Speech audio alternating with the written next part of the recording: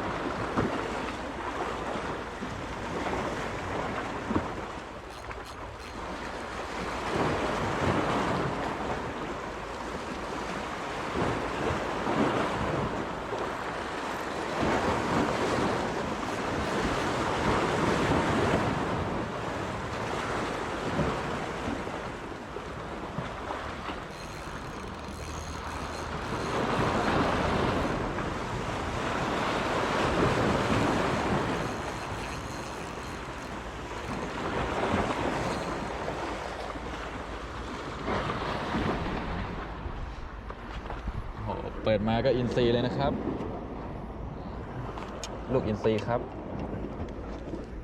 อินซีเว้ย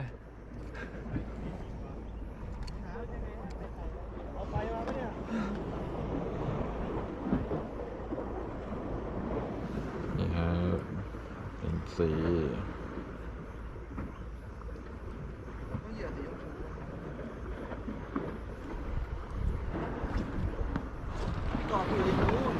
ฮะตรงนี้ตัวใหญ่แถวเนี้ยไซส์โล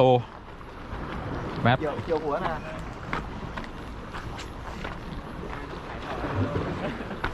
โชว์กล้องหน่อยครับ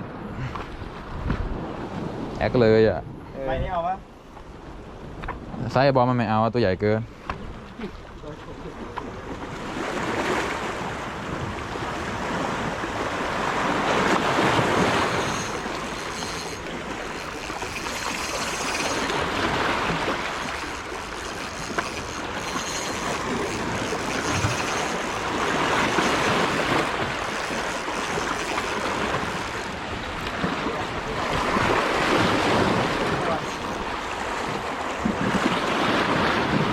มาไล่สัตว์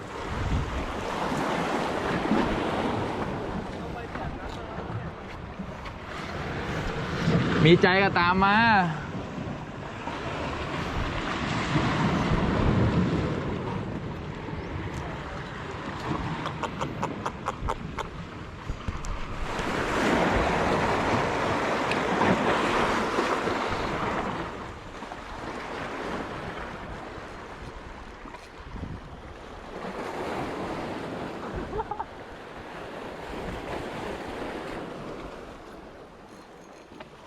โอ้3 ไม้ติดอ่ะ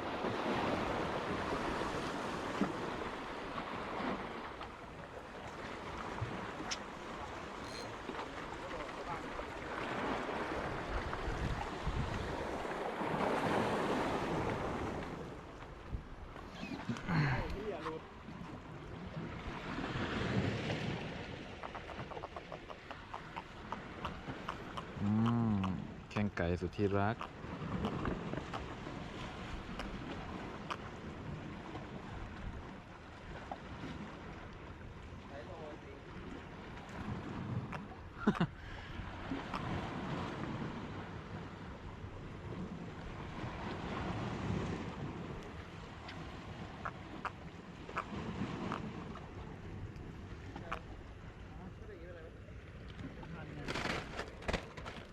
แข่งไก่นะครับ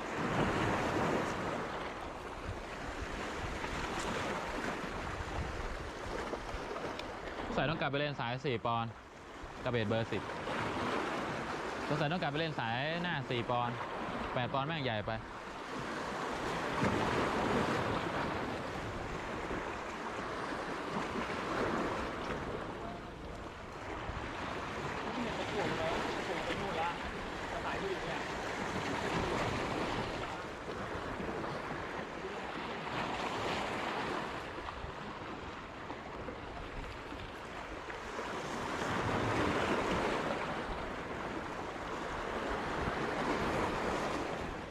กล้วยกูนี่ก็ปลาตัวใหญ่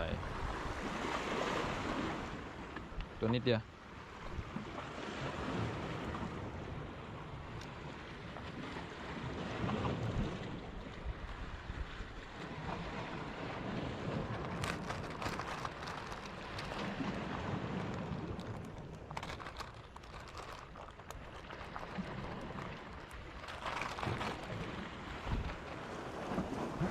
มันว่าไง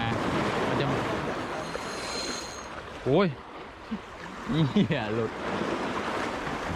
ตัด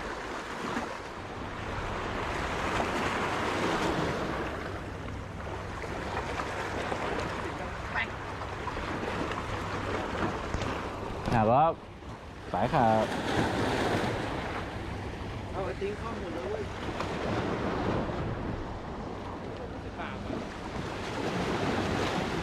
ฮะ